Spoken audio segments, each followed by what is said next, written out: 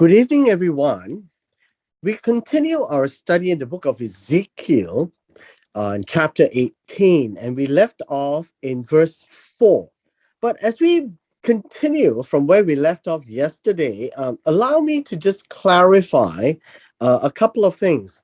One is that we need to leave at the back of our minds that God is referring to this proverb used with regards to Israel about the land.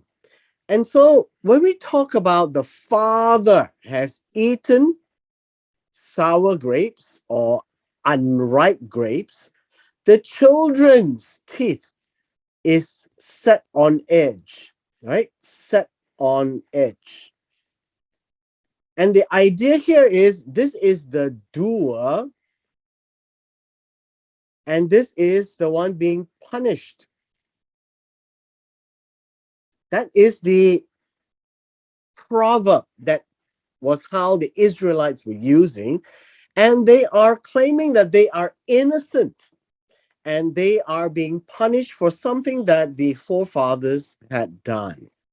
Now, God is saying that is not the way to understand it, and they are not to use this proverb as I live, meaning God is declaring an oath. He is making a very formal and very serious declaration that this proverb is absolutely wrong and you should not use it and you must not use it as long as God lives.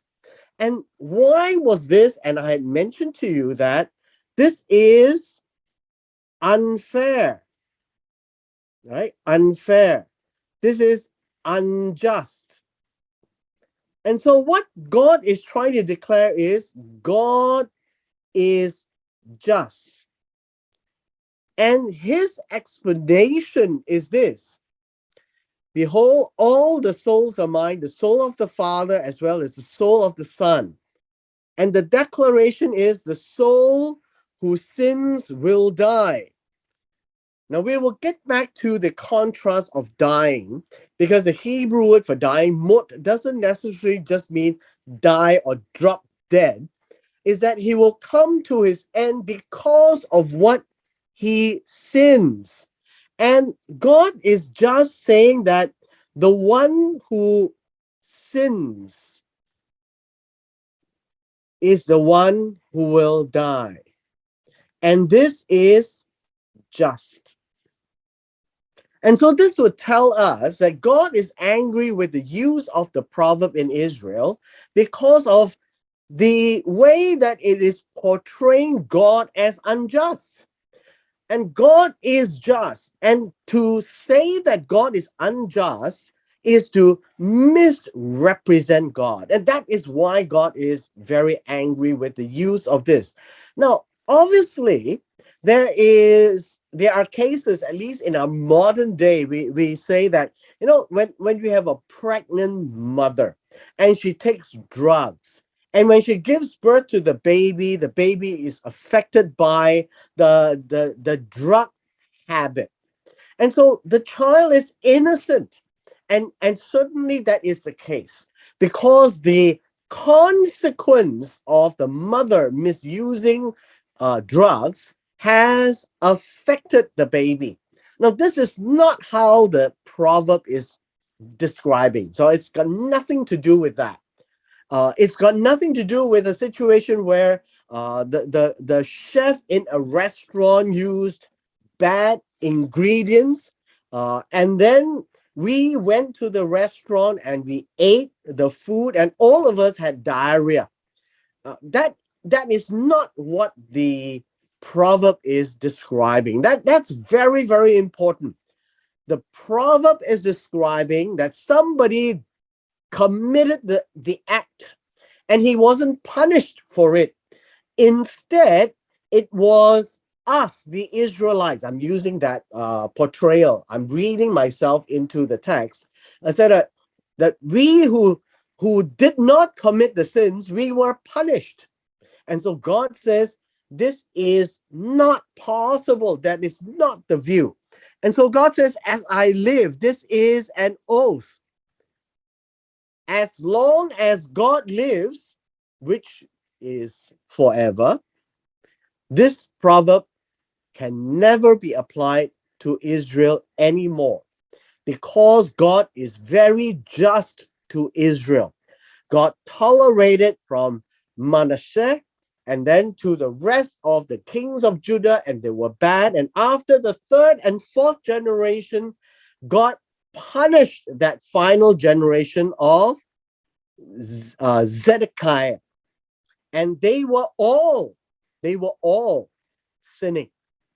Now, that is the point that God is going to make from verse 5 onwards. Now, obviously, you would have to admit that not 100% of everyone in the land of Israel served idols, and that is true. But when God does his judgment upon the people, he is just. He cannot say, well, out of this, you will escape the punishment, because this punishment is one of exile. And so everyone was taken into exile. And if you are not aware, then you should be, including Ezekiel himself in the second siege. And so the God is just trying to say, if you sin, you die. You do it, you will face the consequences, because God is just. God will not punish a person when the person has not committed the sins. And so at this point in time, you need to realize that punishment by God to Israel is national. National means everybody in the land, including the remnant, the few who did not. They are also part and parcel to be swept up by the exile, by Nebuchadnezzar. And that is what God means by visiting the children in the third and fourth generation. It does not mean that collateral damage doesn't happen. And collateral damage is our modern day view. And so when God takes the nation and allows Nebuchadnezzar to take the nation away, well, it includes everybody, including Daniel, okay, and Ezekiel. So let's continue verse 5, and we look at the next segment. How does God describe this idea, the soul who sins will die? Now, in verse 5 begins with a conjunction. It could be but, it could be and, so it doesn't matter. It's a conjunction. The thought is this. The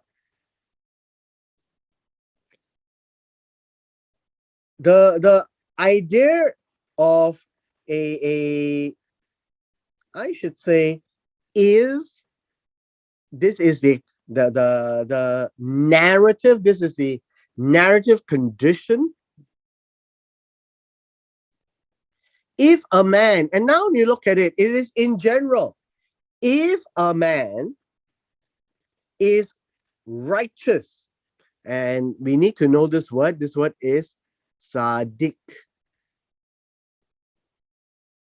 So learn a little bit of Hebrew. If this man is Sadiq, and the English word is practice, the word is to do, to make, to perform. All of these are good words. It means that there is an action that is happening. Accomplish, right? These are all good words. To produce, to take effect. And so why am I highlighting this? Because this word here, practice, is to show that it is observable. And so in the Hebrew context, if a person is righteous, and then we have an A and a B. Now, when we talk about A and a B, it means this. It means that we have what it means to be righteous, It's the same as practicing justice and righteousness. That's all it means. And justice here is mishpat, right? Mishpat. Uh, and then, oops, I'm sorry.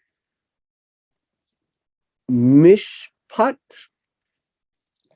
And righteousness is tzedakah,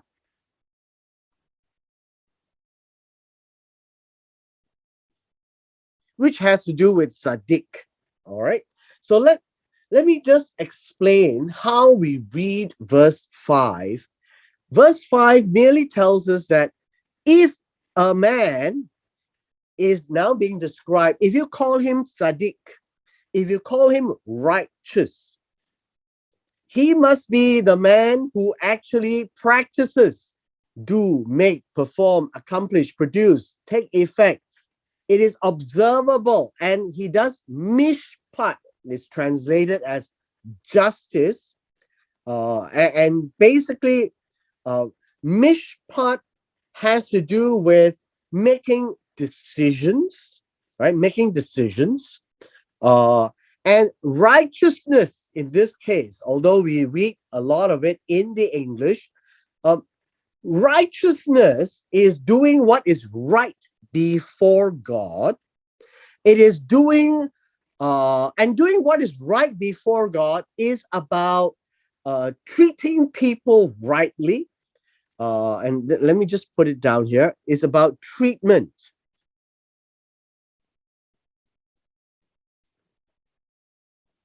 Treatment of others. How you deal with other people, how you deal with the poor, how you deal with the those who are without a father, the orphans, the widows, and that is tzedakah. Now, the way you help, the way the idea of helping them would be to provide justice, to provide food, shelter, support. That is tzedakah. Now, in the English, people tend to use the word charity, but that's not what it means. Tzedakah is literally what God wants man to do with others who are less fortunate. And so a person is seen to be righteous in this context is the one who is visually making decisions which is right and fair, and treating others in the way that God wants them to do. Like that is what this situation is being described. And then notice this one, if, does not exist in the Hebrew, right? And so the description is, it continues on, and this would be C. Why is this C? Is everything that is being described here: does not eat at the mountains, or raise his eyes to the idols of the house of Israel, defile his neighbor's wife, approach a woman during her menstrual period. Now, these are all actions. As you can tell, these are all actions. What actions? Tzedakah and mishpat. And so when you talk about tzedakah and mishpat here, and if he does not eat at the mountains, now mountains in this case is where people have altars and they worship other idols and they offer food to idols. And so they're not supposed to eat the food offered to idols. Now, in the days of Ezekiel, there are people who do that all the time. They go to the high places, and high places are in the mountains or the top of the hills, and they erect an altar and they would slaughter animals. And then, after offering to not Jehovah, to other gods, they would eat. And in the eyes of God, this is not righteous. That is what this means. This is not righteous.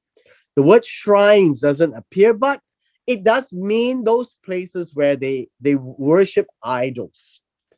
Now, the next one here is that he does not raise his eyes to the idols. Now, this idols literally means, um, well, it means poles, all right?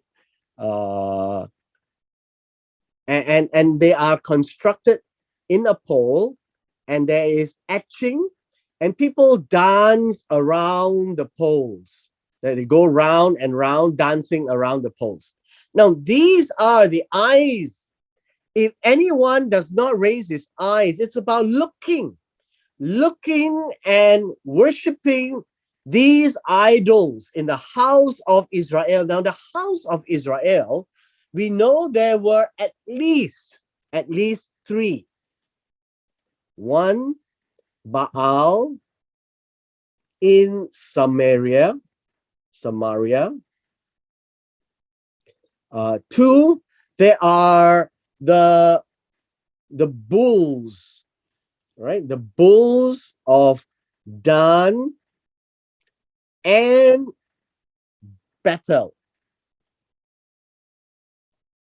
And the king of Israel erected this, and in the hope that these people will not return to Jerusalem to worship God at the temple, the king was actually preparing all these as attractions of worship so that the people of Israel will not go to Jerusalem. And in case they go to Jerusalem, they may not want to come back. Now, this is what God is saying. If you do all these with the Baals, the bulls of Dan and Bethel, well, you are not tzaddik, you're not righteous. The next one is if you defile his neighbor's wife. This is part of the Ten Commandments as well. And the word defile here means a sexual defilement, right? In other words, adultery. Now, we need to be aware that in the Hebrew context, adultery is to take somebody else's wife, meaning a woman who is married to another person, and if a man sleeps with that woman, and that's considered taking another man's wife, and it's considered not tzaddik. That's a sin, right? Thou shalt not commit adultery, and that's what it means: taking your neighbor's wife to be your own and have sexual relations with her. That would be adultery. The last one here is something which we're not so familiar. It says that it is about approaching a woman. Now, the word approaching a woman is to draw near. And this is also sexual. And this one, you would find that it is about a woman in her menstrual period. You're not supposed to have sex. And this is impure. This is what we call, this is unclean, right? Unclean. And that is unrighteous. See? This is not righteousness. This is not justice. They are supposed to make decisions that is right with God. And so these are actions which is observable. And when they defile another person or another person's wife, or a woman that is rightfully the wife, but during her menstrual period, that is not tzaddik. Right? That is basically what we're saying here. Now, this is a description. If a man does all these things, and this is considered sin in chapter 18. Continuing on in verse 7. And the word if doesn't appear. It is a continuation from verse 5, right? It's a continuation of verse 5. And verse 6 says, the man does not eat all this, that man will be righteous. If a man does not, right? Notice here, does not oppress. Now, the word anyone doesn't appear. So the idea here is you don't oppress people. Now, oppression here is to treat violently or do wrong. That's what it means. Treat someone violently. Do someone wrong. So remember, tzedakah is to do what is right between people. The next item here, do you see, is if the person restores to the debtor his pledge, does not commit robbery, gives bread to the hungry, covers the naked with clothing. Now, these are another set of actions, right? Now, restores to the debtor his pledge. This would be his clothes. You can see this in Exodus chapter 22, right? Exodus chapter 22. You should be able to see this. Let me see. Exodus chapter 22.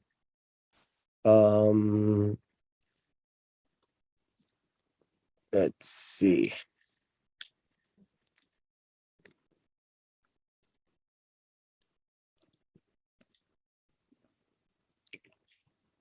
Verse 26.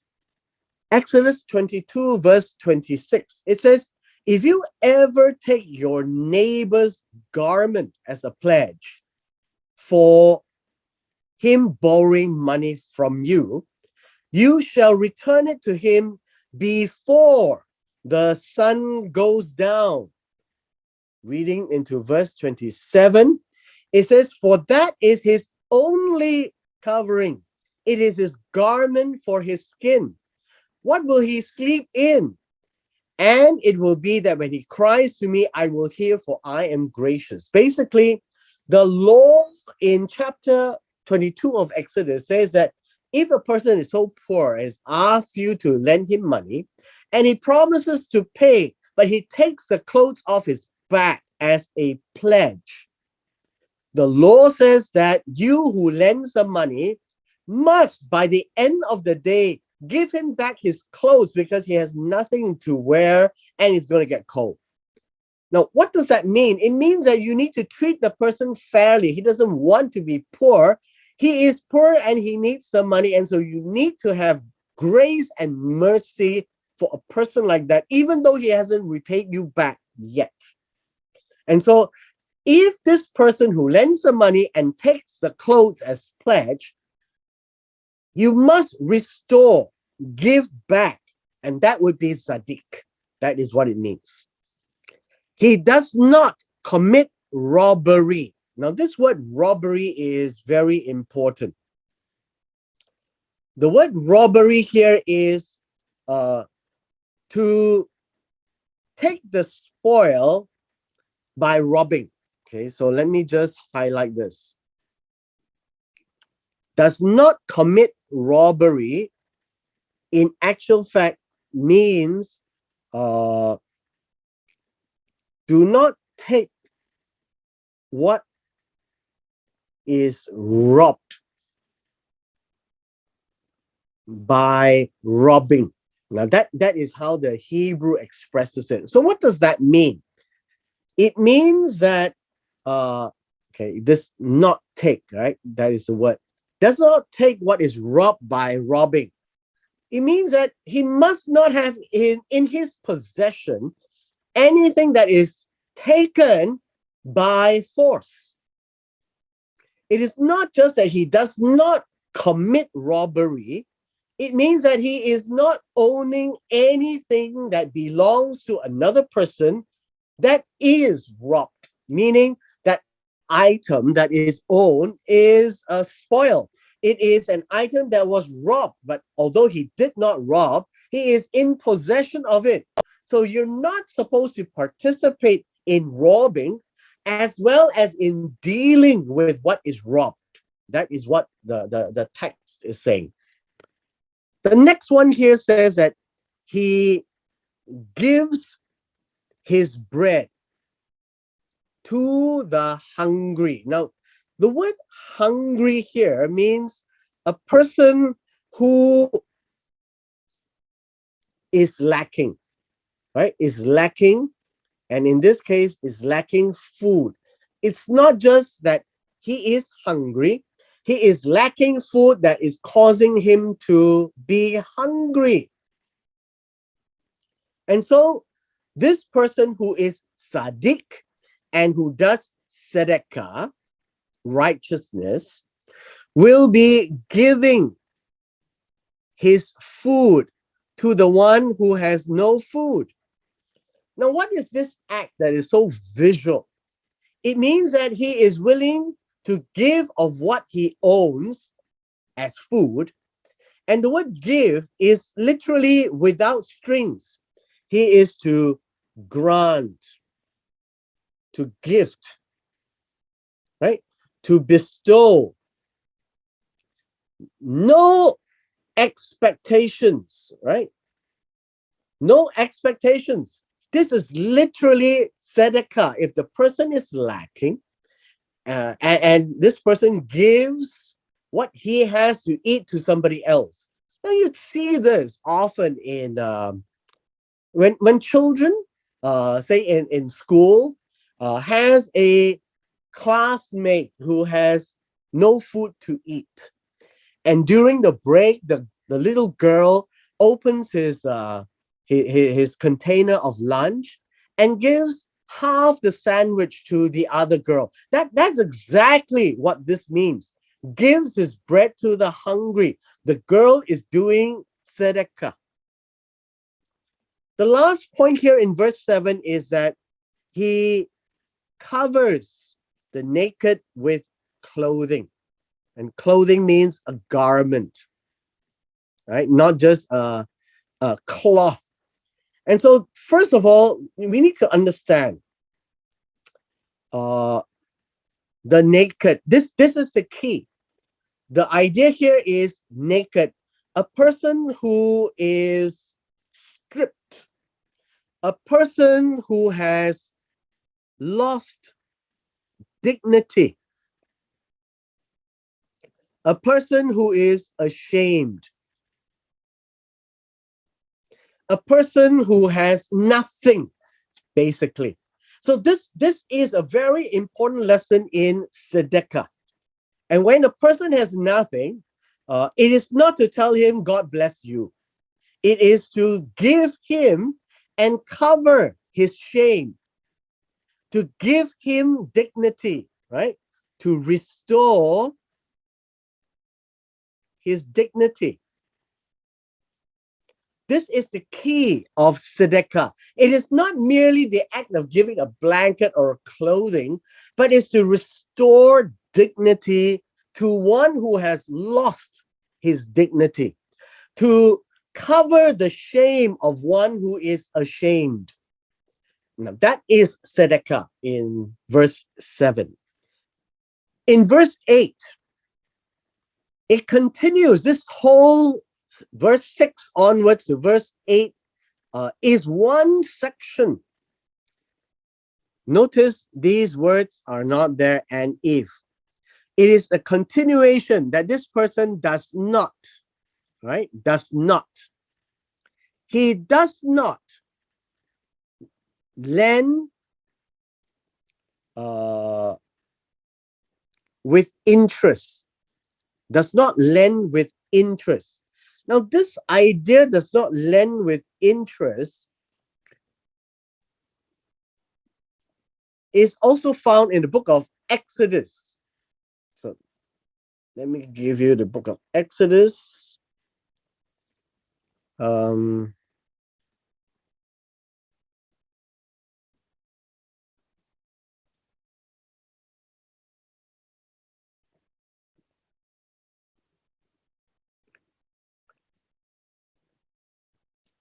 In Exodus, this is does not lend money at interest is from Exodus chapter 22, verse 25. And it reads this way: if you lend money to any of my people who are poor among you, notice this is tzedakah, you're taking care of the poor. You shall not be like a money lender to him. Now, there are money lenders. Money lenders will charge an interest. And so it says that you who is lending should be lending as a friend to your neighbor. You shall not charge him interest. That is what basically it means. Right? You should not charge him interest. The first idea here is to charge interest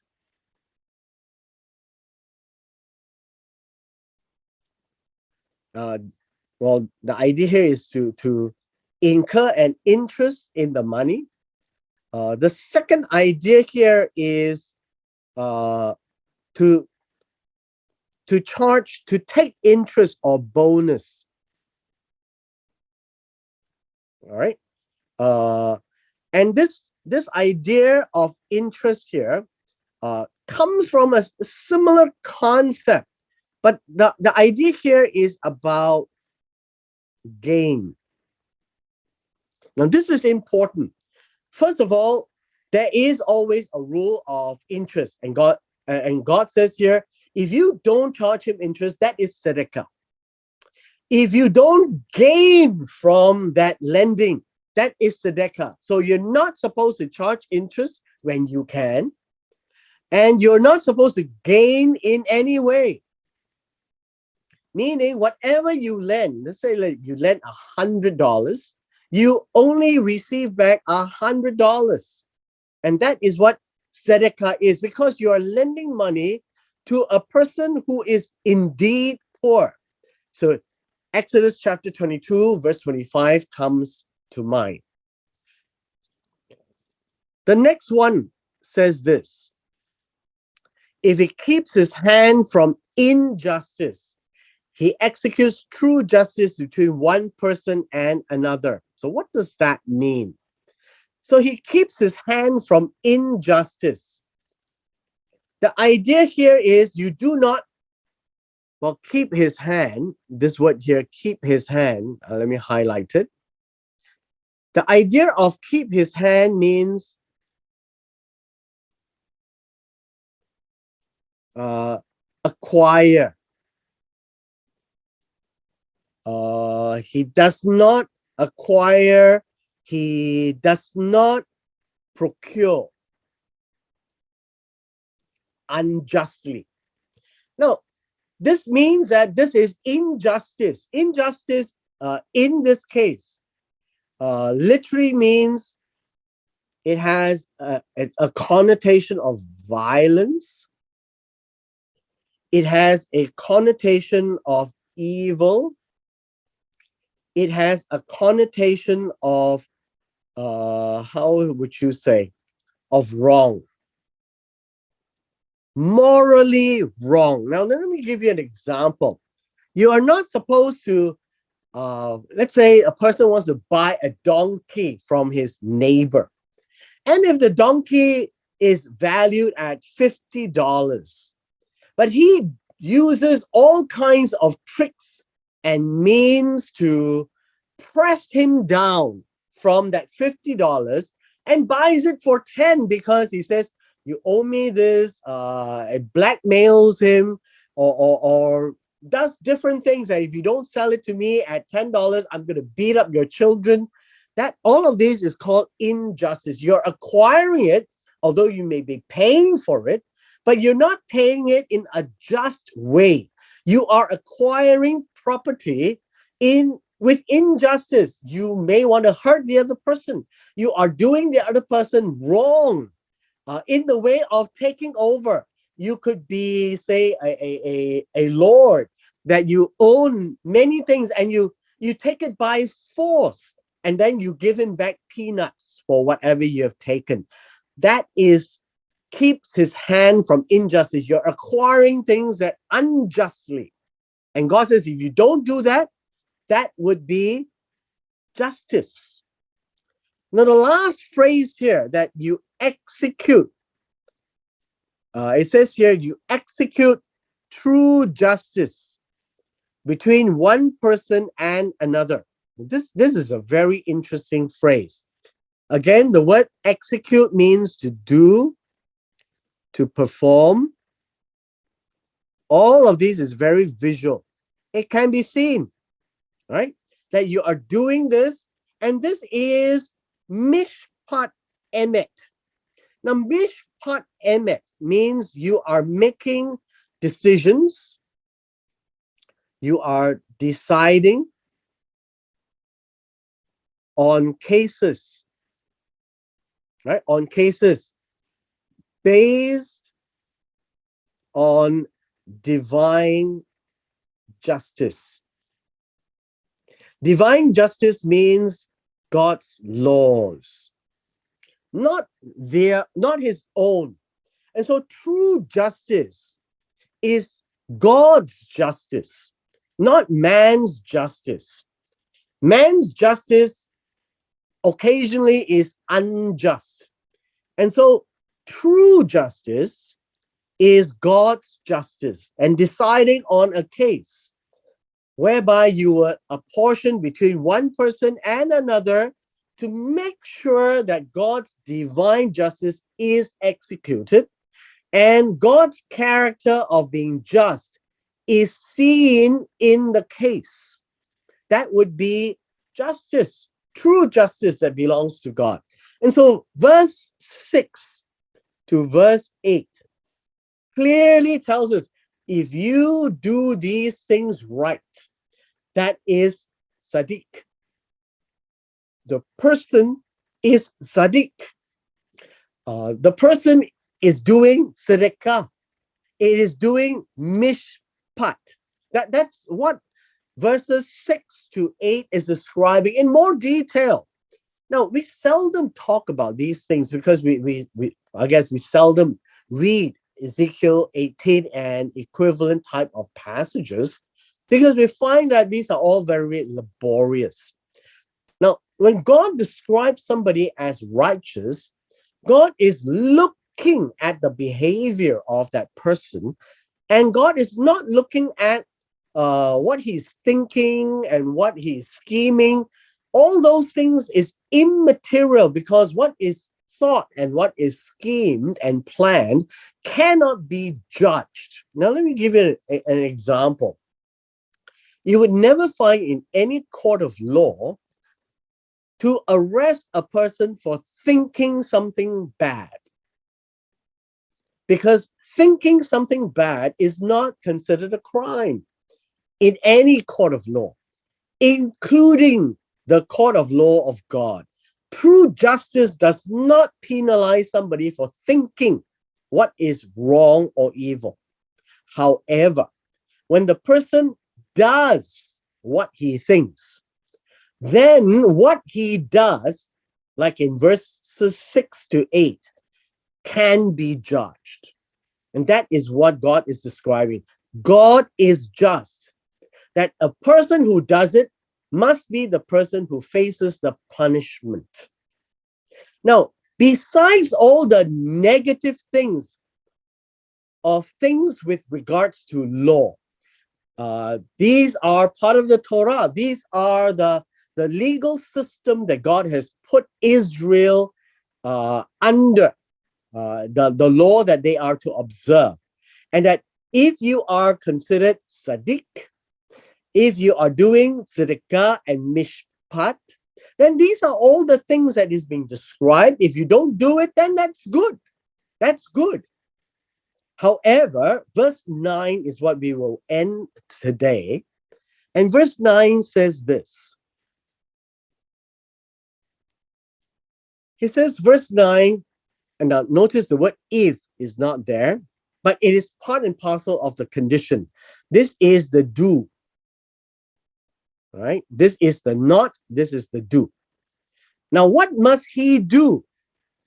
And God looks at the things that he is to do. In the eyes of God, it must be visual again, right? In Hebrew, everything is very visual, very action oriented. Now, he must walk in my statutes. Whose statutes? God's statutes. Now, the idea of walk, and this is to conduct his life, right? Conduct life. That is what it means by walking. And he is walking in the statutes of God, right? He is keeping his ordinances. Notice this word here. He's keeping my ordinances. Keeping means to guard, to protect God's rules so as to deal faithfully. What does it mean to deal faithfully? To be trustworthy, right? To act in a trustworthy way. How does one act trustworthy?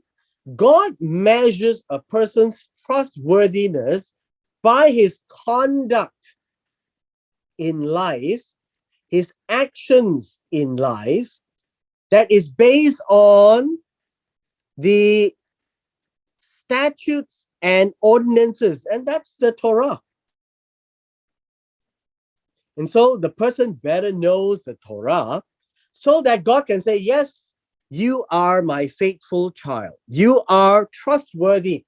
You are acting consistently. Okay, consistently.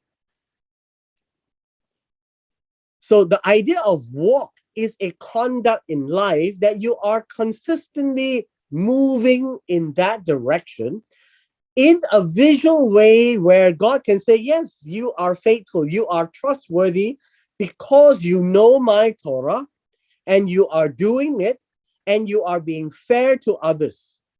And so what does God actually say? He comes one full circle, like in verse 5. God says that he is righteous. He is righteous. He is Sadiq.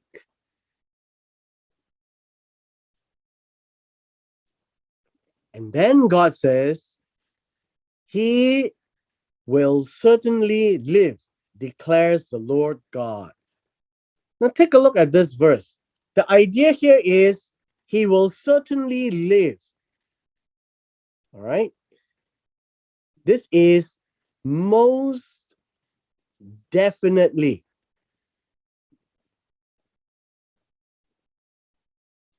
And is contrasted to die. And this is a declaration of Adonai Jehovah. Remember, declaration means it's very serious, very, very serious. And so let me just pause here and explain this before we end today. Most definitely live. This is an action. And so what it means is this. It is not talking about this current life. You're walking in this life. So God says, when you live, it talks about the life in the hereafter. When he says die, that you will not have life in the hereafter.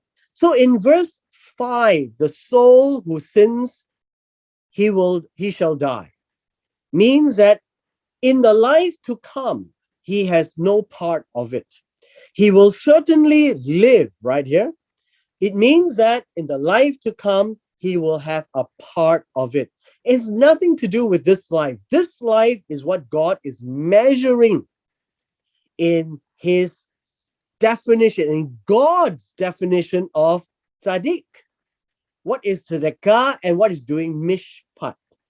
And so understand that God says the man who eats the unripe grapes or the sour grapes, God will make sure that that person is judged.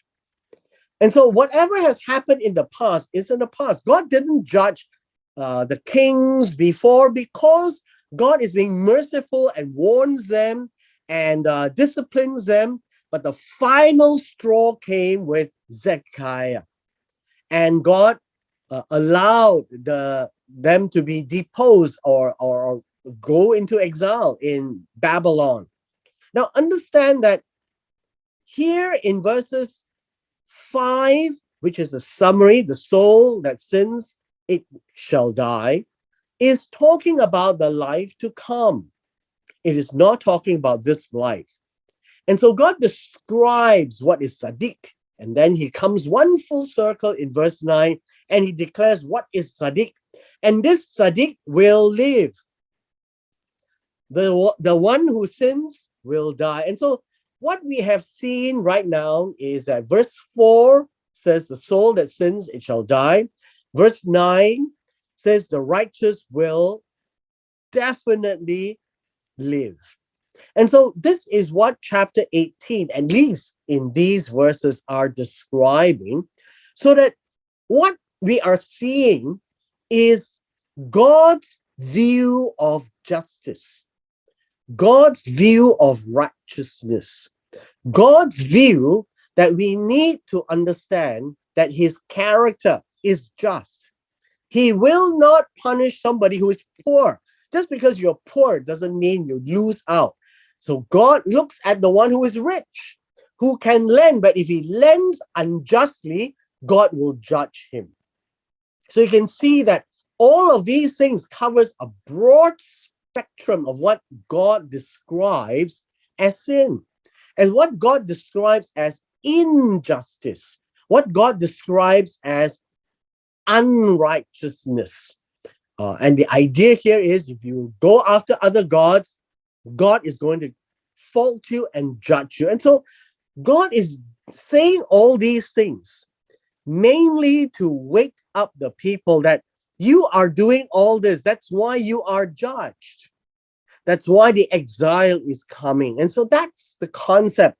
Do not blame the kings before. Do not blame your fathers for what is happening, because you are to be blamed yourself, because the one who eats the sour grapes really has his own teeth on edge.